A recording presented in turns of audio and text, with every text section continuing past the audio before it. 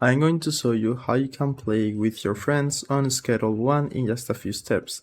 So if you find this guide helpful, don't forget to subscribe and like the video. So all you need to do is open the game, and once you are here you will see at the top right your lobby.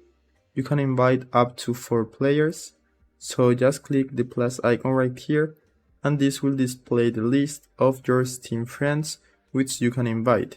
You just need to click them, so that will display a notification on their screen and they just need to click the play button, and this way they will automatically join your lobby. So once they are in your lobby, you just need to continue the game or create a new game like this, select a save slot and enter the name.